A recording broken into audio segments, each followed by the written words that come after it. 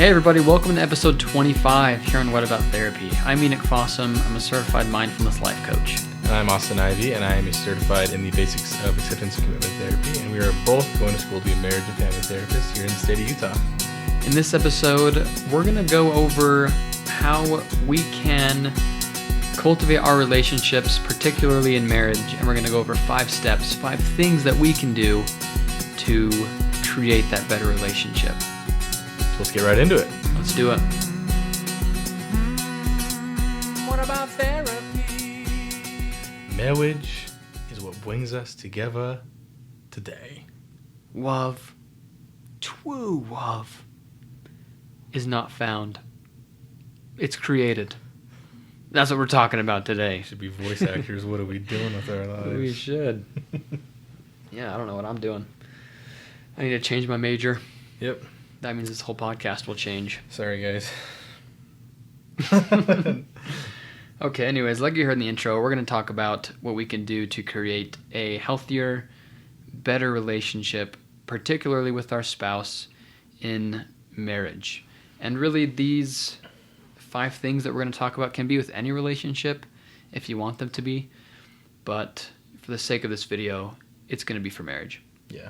If you're not married, there's ways you can tweak it and move the information around to make it apply to your other relationships. But yeah.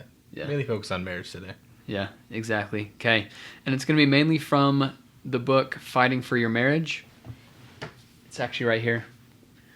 It is by Howard J. Markman, Scott M. Stanley, and Susan L. Blumberg. So the majority, literally everything, is found in this book. Highly recommend it. Seriously, it's one of the best books I've read. It was an assignment, or I guess not an assignment, it was one of the textbooks, you could say, for one of my classes, and hands down, seriously, one of the best books I've read, particularly about marriage and about how you can have a better marriage and fight for your marriage, especially when you're going through a hard time, which all of your marriages will. I mean, at some point. Yeah, there's going to be some type of thing you have to fight for to keep the relationship going. I mean, I've only been married for a little over a year and a half. No, about almost a year and a half I've been married. And so, and even just in that little year and a half, there's things you got to fight for to keep the relationship healthy and lasting and stay committed to it. So it doesn't matter where you're at in your relationship. There's always going to be a time that you need to fight for it a little bit. Exactly. And like you heard with our voice acting, marriage is not found, and we're going to talk about that as well. Mm-hmm. I mean, true love, I should say, marriage. I mean, marriage isn't found either. You got to create it. You got to get married. Yeah. To get married. So it's creating that true relationship, that love, true love, is something that's created and not necessarily found in a particular soulmate or one in, a billion people, or, there's only one person on this earth for you. It's created. And again, I'm not going to go into that right now. Yeah. But to be announced. To be announced in this episode, so keep on listening. So there are 5 keys in creating a lasting relationship. And again, this is literally in the first chapter in Fighting for Your Marriage. And in that chapter, he gives just a brief overview of these 5 keys. And that's what we're going to do in this episode. Just we're going to expound upon them a bit more than they do in the book. So they have a prevention program, or just a program in general, called PrEP. And that stands for Prevention and Relationship Enhancement Program. And that program is based around, for the most part, these 5 keys that we'll talk about. And it's for prevention and relationship enhancement. That's the whole purpose of these keys, is to prevent, obviously, things like divorce and from arguments going to, escalating too quickly and getting out of control. And it's also to enhance your relationship, to make your relationship more intimate and form a connection that you wish for in a relationship and that I believe everyone wants. Yeah, it's just some basic skills and to build a good foundation on your marriage. Whether it doesn't matter where you're at in your marriage too. These are some good things to just implement now, and it'll get better no matter where you're at like 10, 20 years, 2 months into your marriage, doesn't matter where you're at. Yeah. It could be applied at any time. So. Yep, exactly. Yeah. So let's jump right into it. The first step, the first key, whatever you want to call it. If you're into steps, then it's steps. If you're into keys, here's the key. Number 1 is decide, don't slide. I like the rhyme. It's really fancy. So there are important decisions in life where we need to pause and make a decision rather than sliding past them or keep putting them off. I'm sure a lot of you in not just your marriage, in any relationship where there are things that need to be decided on, but you just kind of keep kicking the can down the road, so to speak, and you just keep avoiding it and you don't get to it.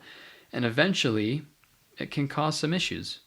So things like, how do you treat each other when one is upset? If one of you have had a bad day and you're just not like up to talking or up to doing anything, what's your game plan? What are you going to do? Instead of just reacting to the situation and say, oh my gosh, like is it my fault, or I'm so sorry, or doing something that could make the situation worse, you need to decide ahead of time what you're going to do when those situations arise. Or what do you need to do around the house? What jobs need to get done? That's really big for me. My wife is really good at cleaning, and I wouldn't say I'm a dirty person, but I'm not the cleanest person. I don't know if... Hey, same. Yeah, that's me too, yeah. Yeah, like I'm kind of cluttery. I'm kind of not. Yeah. Like my clean is kind of different than my wife's clean. It's a bit different. And so my wife helps me so I can help her by creating she makes a little like to-do list, things that she wants done that I necessarily wouldn't think need to be done because, again, we have different definitions of clean and they're just different. So we decided on that instead of just kicking the can down the road like we have in the past. And over time, that's built up and caused some issues.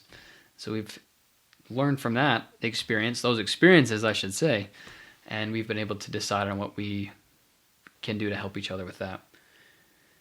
You can also, you need to decide when you need to want to start having kids. It's a big one. Right? Yeah, that's not something that you just, again, kick the can down the road and not talk about it ever until, I don't know, you accidentally get pregnant. Like, oh crap, we haven't talked about this at all. What are we going to do? That can cause a lot of conflict. Or what do you want to do when one of you want to have sex and the other doesn't? Like that's a big one, especially, and that can cause a lot of problems when you don't know what to do or you haven't talked about it. Or one of you say, oh, I don't want to tonight. And that can, if you haven't talked about it, if you haven't decided what you're going to do when that happens, that can cause a lot of conflict and start to drive a wedge in between the both of you. Yeah, I think the natural tendency for like newlyweds, and I ran into this in my first few months of marriage, even the first year, is that you kind of expect things just to kind of work themselves out, like kind of like the Big Bang Theory of existence, that like it'll just kind of happen and it'll just come together and the perfect relationship will just form. That was kind of my mentality of it, like before I started taking marriage classes and like getting a better idea of how marriage communication works.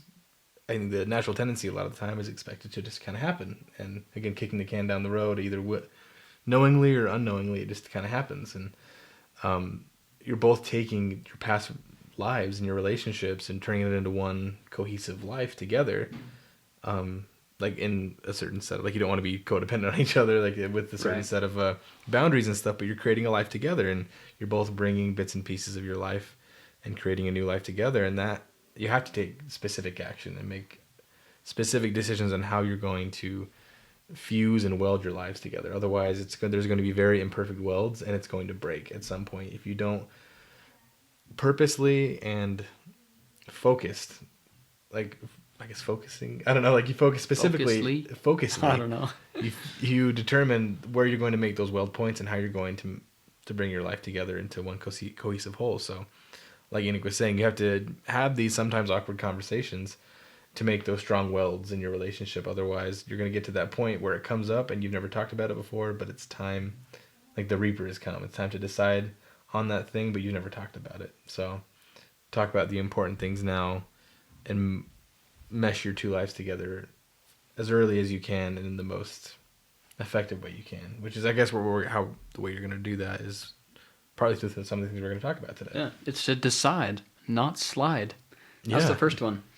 And when you do avoid a lot of these things, a lot of these situations, and you don't decide what you're going to do, that's as if you're taking a withdrawal from that emotional bank account, like I've talked about in the past with Stephen Covey, the 7 Habits of Highly Effective People. If you only withdraw from that emotional bank account, eventually you're going to start going into debt, and you can't really pull anymore, and the other person's just going to break, and that's when conflicts start to really come out, and that's when crap hits the fan, as they would say. That's number 1. Number 2 is do your part. I know this can sound simple. I'm sure a lot of you have heard it before, but I think as we go down our path in marriage, that seems to be forgotten. It has for me anyway. I find myself at times where I haven't really been carrying my weight in my marriage, and that can cause some issues because my wife, she carries the rest. She does really great at keeping, I guess, not our marriage like together, because we both do that really well, but you know what I'm saying is just kind of picking up that slack where I seem to lack, especially, in the cleaning department a lot of the times. But one of my favorite quotes, it's in the book. It's really good. It's by Shirley P. Glass. She says it's more important to be the right person than to find that right person.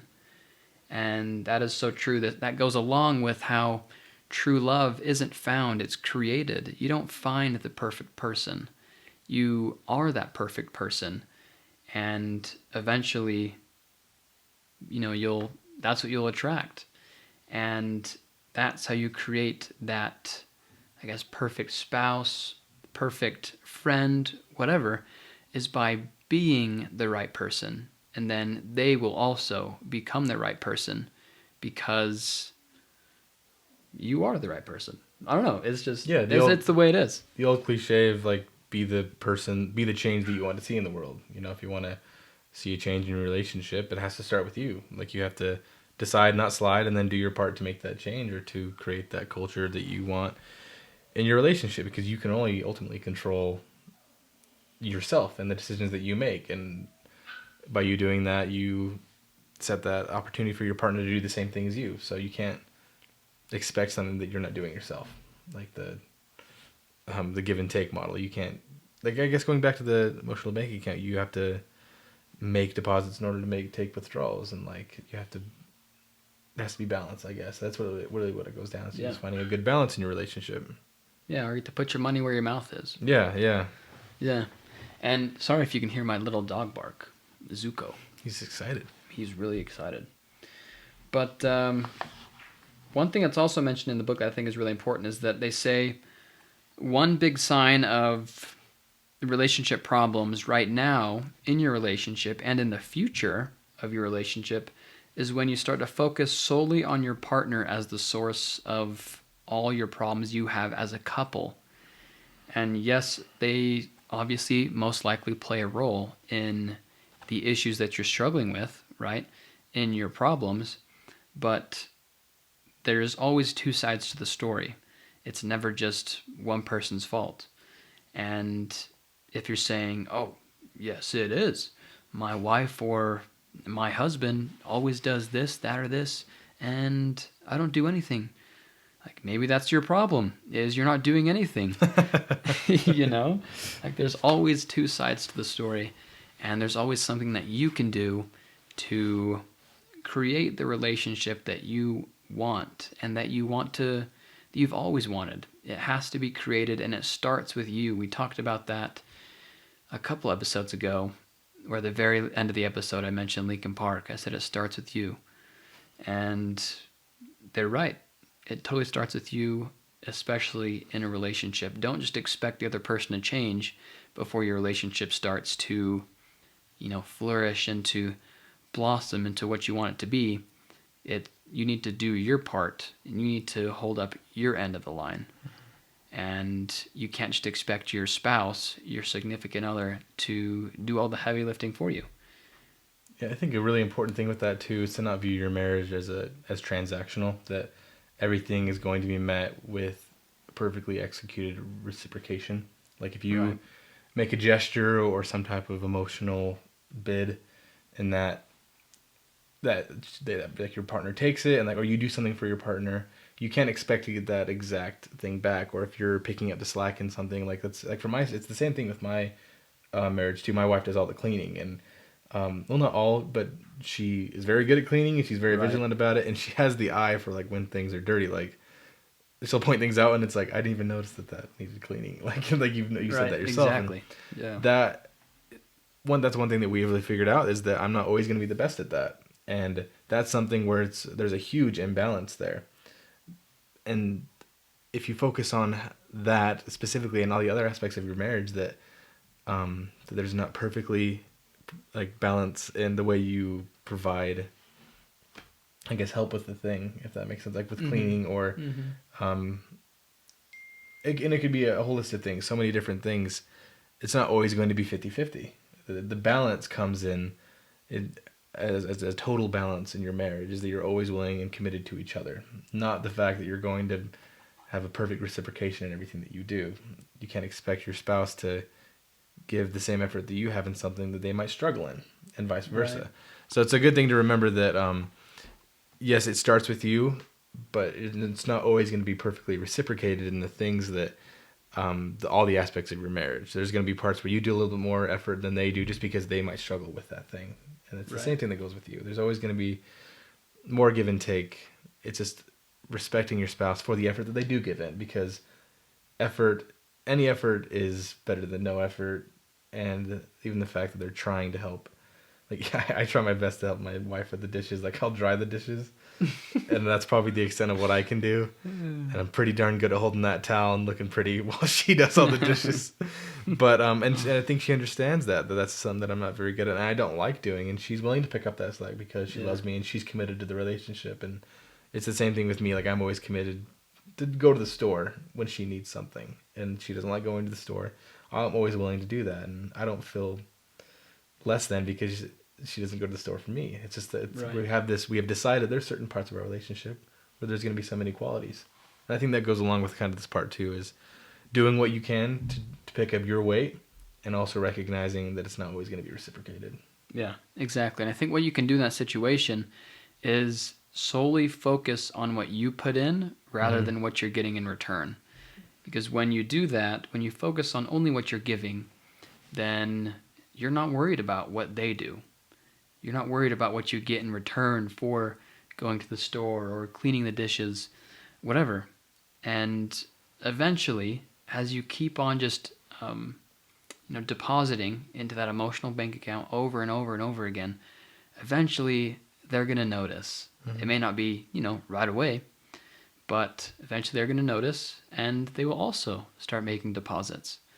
But that's what you can do. Instead of just focusing on what they're not doing or what you're not getting, just focus on what you're putting in. Yeah, you putting in an effort will always make a positive difference, and you focusing on what you're not getting will always make a negative impact, no matter what. Yeah. Like in every situation. Yep, exactly. Now there's this direct quote that I want to read from the book. So the authors say, far too often, when people think their partner is being unfair or is behaving inappropriately, they feel relieved of the responsibility to be the best partner they can be.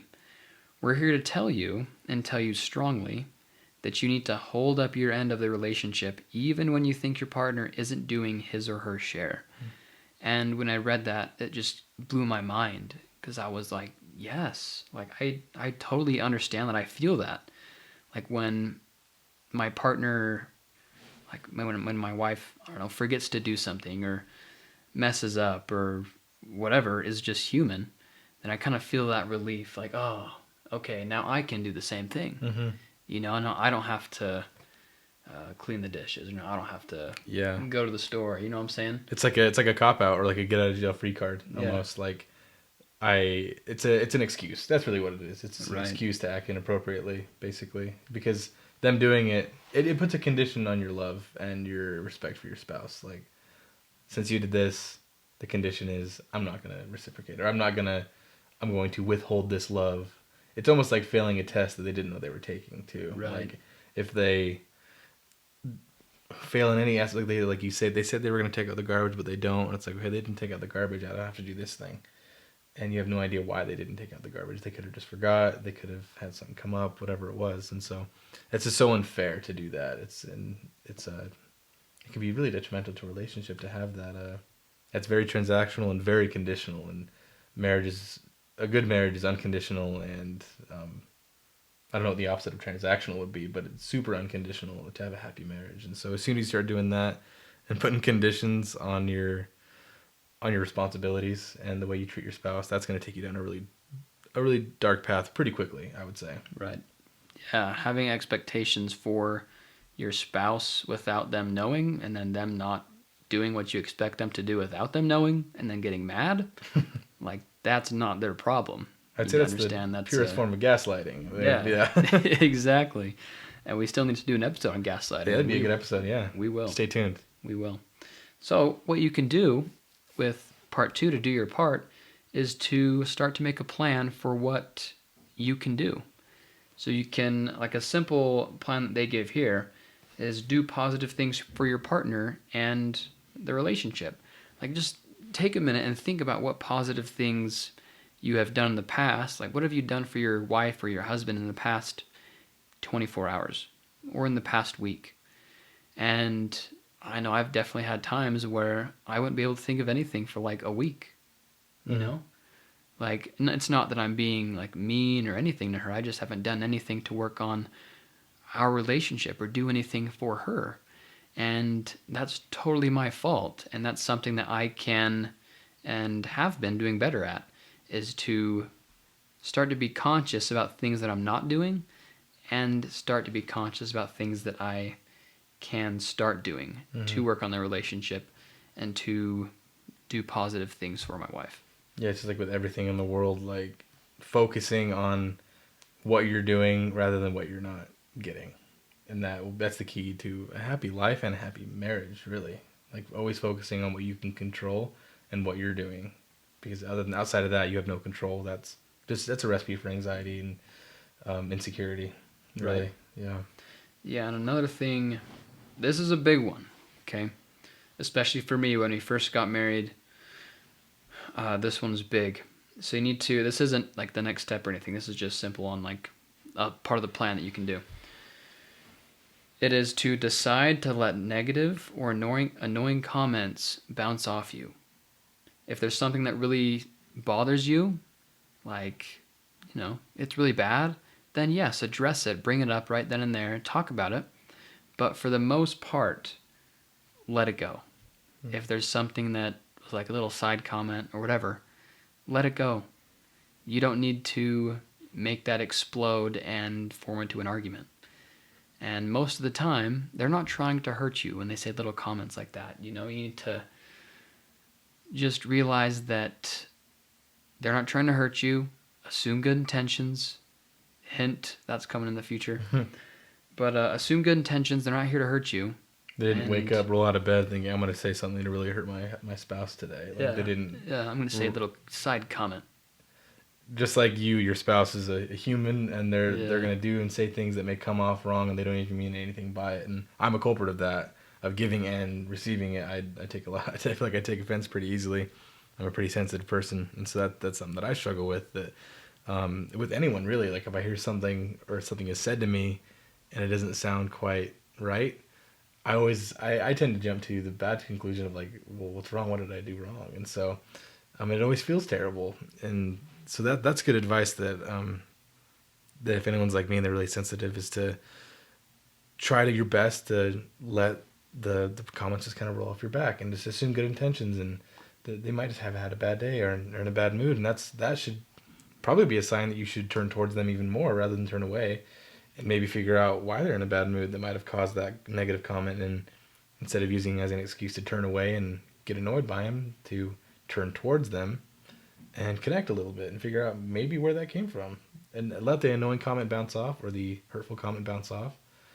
And if it's appropriate, lean in a little bit and just connect with your spouse in a loving way, and it'll have a good outcome every time. I can tell you that for sure. Yeah, just talk about it. Treat every time you talk to your spouse as a time to connect and a time to bond, not just, how's your day? Good. How's your day? Good. Good night.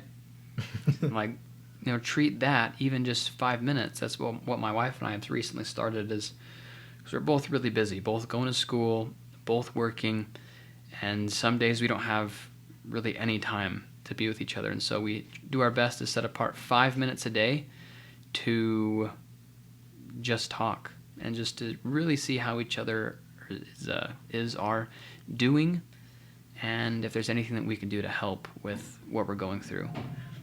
And the last little step on what you can do is, which I think is really important, is to be the best person you can be in the relationship.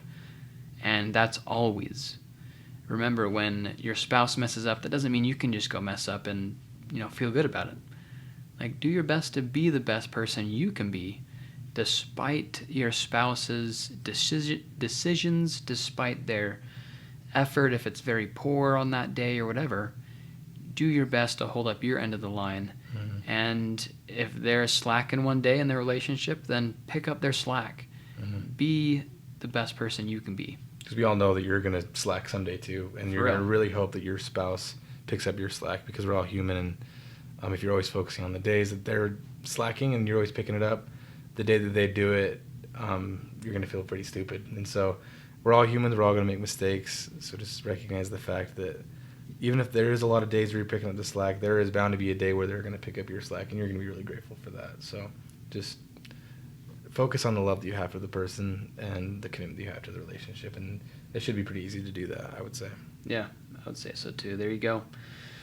So that is step 2, key 2, do your part. Do your part. Number 3 is make it safe to connect. Mm-hmm. And I'm sure a lot of you, if not all of you, have felt this way, where you say to yourself or think to yourself at one time or another in the relationship is, I can't be myself. I can't talk the way I want to. I can't say what I want to say. I can't be myself. And a part of that reason can be because you haven't made it safe in your relationship to truly connect with one another. Because, here it says, over 30 years of research, it's been found that conflict does not come from differences that are found in the relationship. Rather, it's how you handle those differences. And so when you truly learn to connect and discover each other's differences, you start to see the beauty in each other's differences and not, start to put them down because they're different or because they believe something that you don't. Because when that happens, then that person starts to feel like they can't really be themselves, or they can't express how they feel because you may, dub it to be wrong or incorrect. A marriage should be a refuge at all times, and you may not always agree with what your spouse is saying, or there might be some aspect of their story or their past that you just don't agree with, and it may seem unsavory to you, but that's not very helpful to even think that way or to act that way. What's helpful is to show them that no matter what, you love them and that you care, even if what they're telling you don't agree with. It's not very helpful to argue over it. And like I said, what is helpful is to show your support and to do your best to come off as non-judgmental, because even like at a neurological level, your brain shuts down as soon as you feel like you're not being heard, and that typically happens when you're being judged. And so do your best to avoid judgment and create that, culture, I would say, of just open communication, and understand what your spouse is insecure about and the things they don't want to talk about and the trauma in their past, and try to avoid it. And I just hope they do the same for you, because that's what it's all about, is looking out for your spouse and treating them the way you'd want to be treated. Like that'll be the change you want to see in the world, like we said earlier. Like, it's a cliche, but it really stands true with the things we're talking about. Like Michael Jackson, you got to make that change. Like the man in the mirror, make that change. It's been my favorite song. Mine too. I actually love that song. Yeah. Maybe we can be that. It can be the theme song of this episode. Ooh. It won't. But we want to get copyrighted. So, one thing that you can pay attention to for step 3 is you can pay attention to how you talk to each other, how you communicate. And that's how you can start to make it safe to connect. When you truly connect with your spouse, or truly, I guess, talk with them, have a conversation with them, then that's when connection starts to form.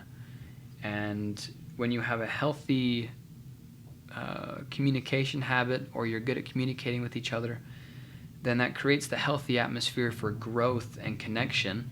Rather, if you have a poor communication habit and you're not good at talking with one another, then that starts to create a negative atmosphere and starts to break down your relationship and starts to drive that wedge in between you two. And so for step 3, the key will be talking with one another. Like, just talk. We live in a time where we're consumed with media.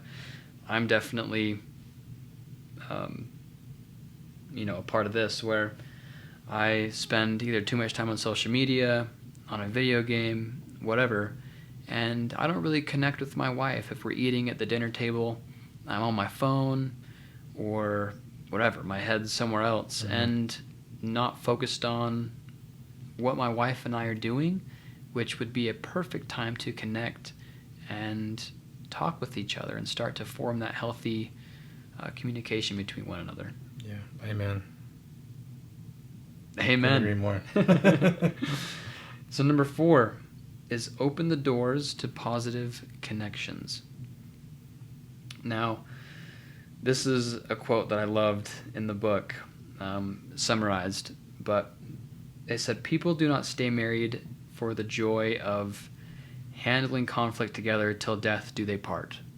Right? We don't get married so we can have a conflict, resolve it.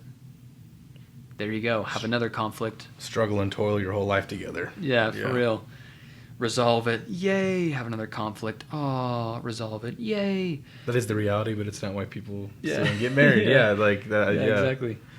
They don't get married for that reason. And more importantly, they don't stay married for that reason. They want, I say they, me, we. Absolutely, yeah. We want to get married and we stay married because we want to have all the great things that marriage brings, like friendship, fun, spiritual meaning, parenting, etc. There's a bunch of things that marriage brings for the two of you to do, not just to have differences, have a conflict, and get over it. Like partners in crime, what you are, but you're not just business partners solving problems and overcoming issues in your business, which is your marriage or family. You're a couple. You're there to experience and enrich each other's lives. And so it's not, again, it kind of goes back to the transactional thing.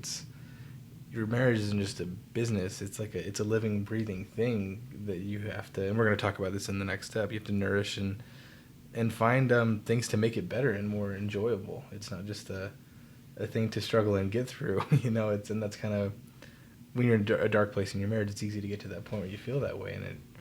And this step would probably help someone remind what a marriage is all about. It's all about that positive connection and having a full, rich life with someone that you care about there with you. Because if anyone has ever experienced something great, it's always made better by someone there with you, someone you love there with you, doing it with you. Right. And anything that, like, if I love fishing, and I have a friend that I go fishing with a lot, and fishing by myself is all right, but it's always made 10 times better just by having someone there with me doing it. I've taken my wife fishing, and that's another thing. It's like life is made better by having someone there with you, making that positive connection with you in that moment.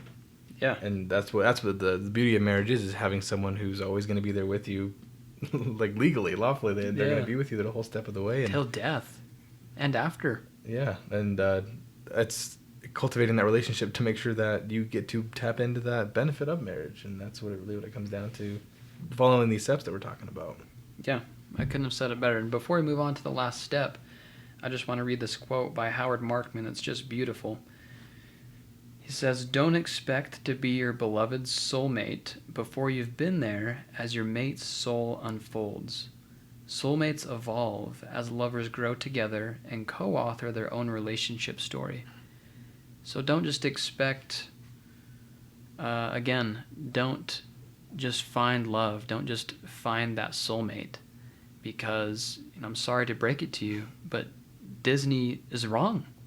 And that's something that also we've talked about doing an episode on, is analyzing Disney movies and just seeing how incorrect and how just unrealistic they really are. I'm sure a lot of people know that, but I mean, we watch these movies as young kids and kind of expect that like as the we Sleeping start to Beauty, get older. Prince Charming type of thing, that there's just the one person out there that you're meant to fall in love with. And I'm convinced that in a way I was meant to end up with my wife under a certain set of circumstances, but not like that she was the one person out of a billion people that I ever could have made it work. And I'm dang happy that I found her and that we're going to spend the rest of our lives together.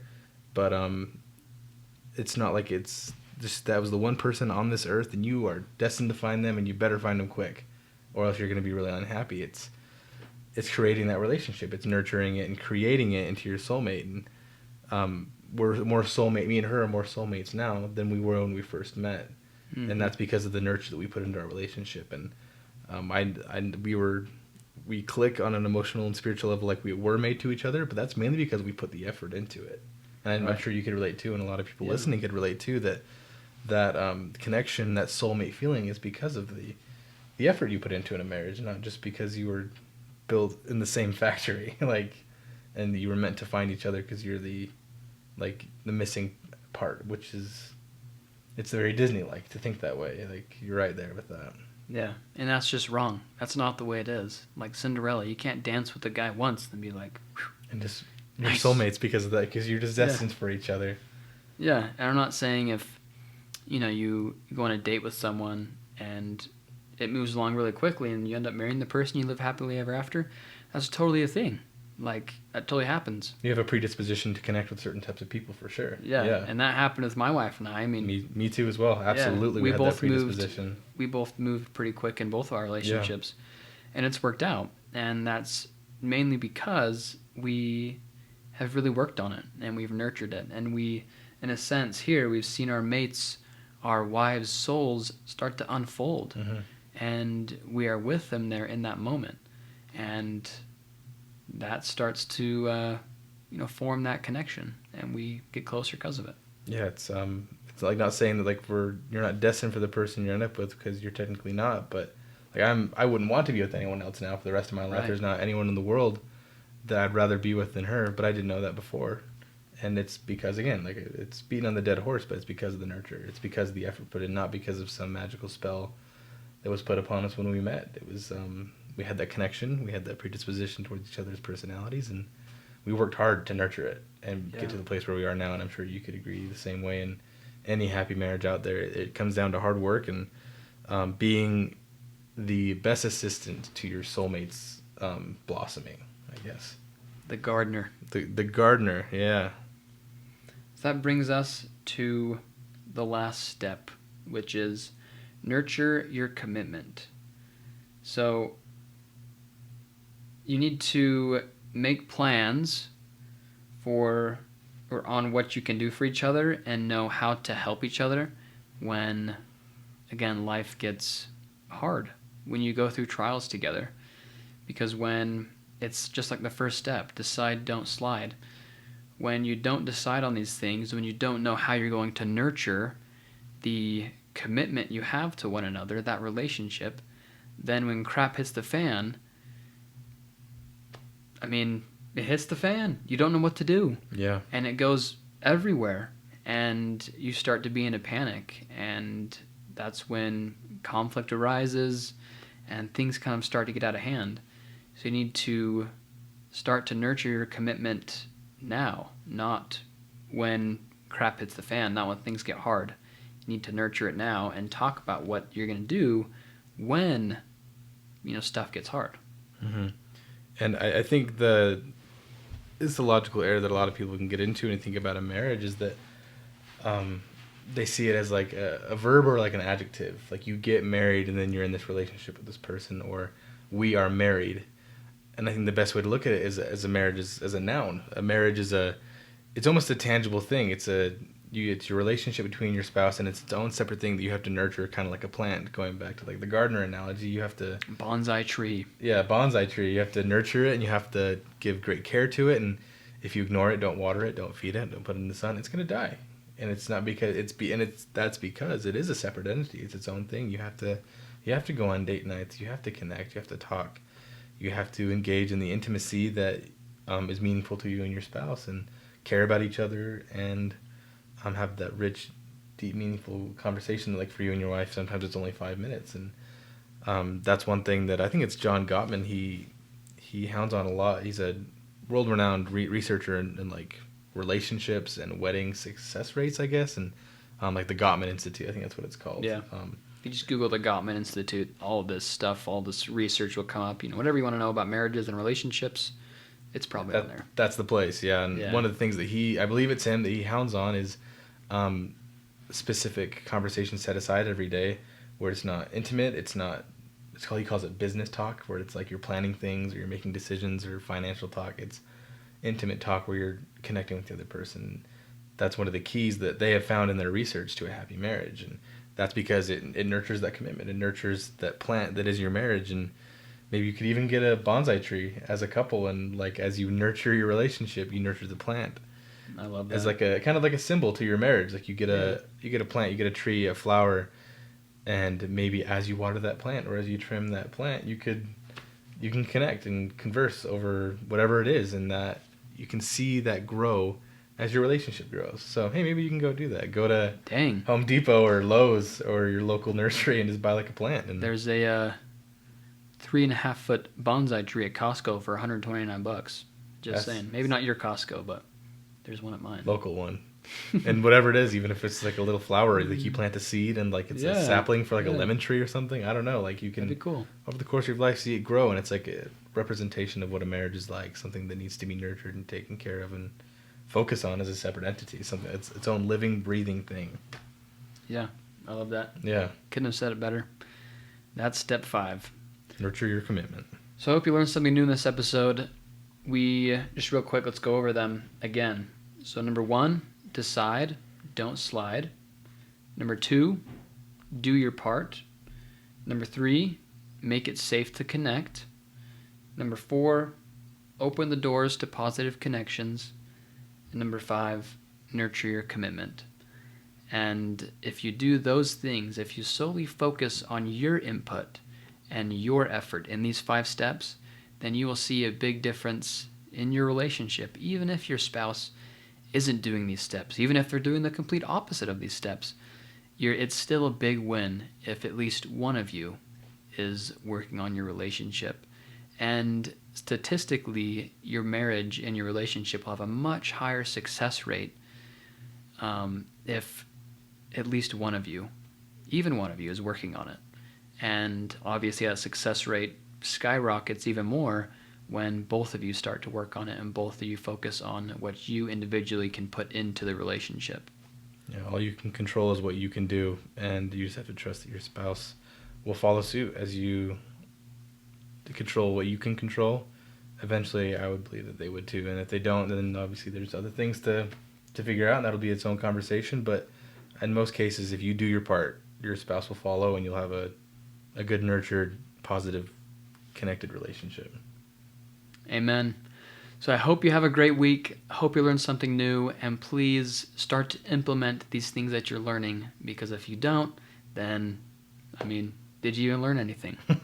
Start to implement things you learn. So taking us out, as usual, will be the great, the talented Danny D. Talk to you next week. Thanks for watching. What about therapy? What about therapy? What about therapy? Yeah. What about therapy? What about therapy? What about therapy? Yeah. What about therapy? What about therapy? What about therapy? What about therapy? Yeah.